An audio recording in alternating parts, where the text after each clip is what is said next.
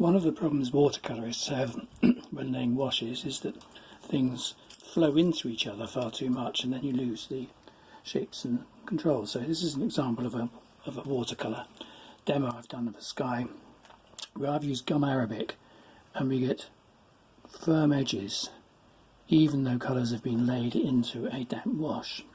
So let me explain how that's done. Firstly, we wet the paper with this is a big Chinese brush. You can use a wash brush or a hake. So I'm going to wet the whole of this sheet of paper.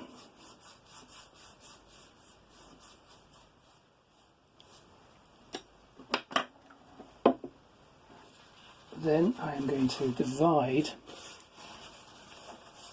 the sheet top to bottom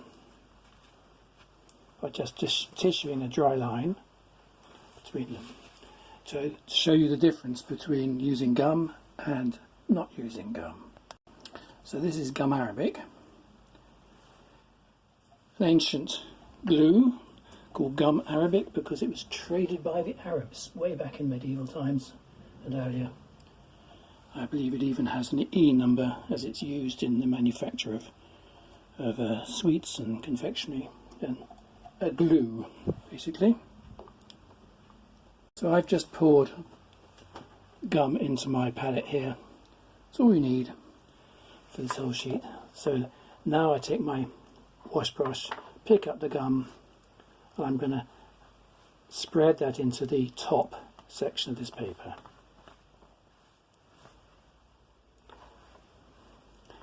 Now once you've put gum onto your wash, you do not need to add it to the painting at any other stage.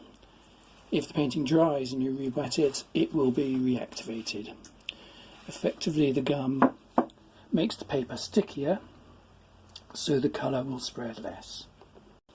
So let's start with the delicate colours. Let's put some yellow across this wash.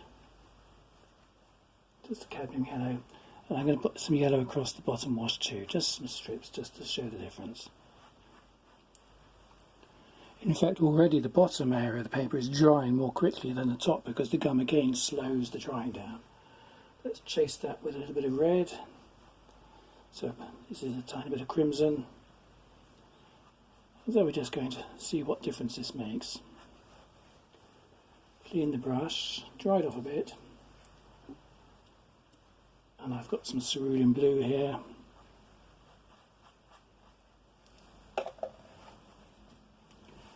And I've got some cobalt blue here.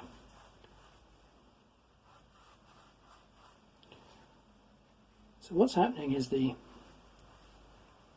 paint in the upper section, where it meets the next colour, just seems to blur into it. It doesn't spread out so far. In fact, the colour is held with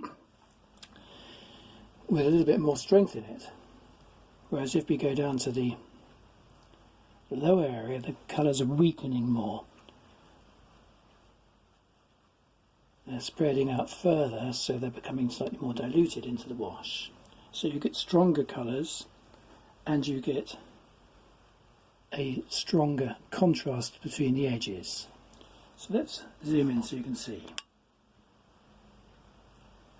So the upper part of the image, you can see these colours just connecting, just blurring into each other. The bottom half, they're blurring in more. There you are. Have a closer look down there. Have a closer look up there. So the colours are being held more in place. The other advantage, let's zoom out again, of the gum is that because it holds it, it's wet for a bit longer, you can come in, let's say with some tissue, and play around, lift the colour back again more successfully. Yes, it doesn't lift quite so well in the bottom half, but you get a greater contrast in the top half, so you can lift out for longer.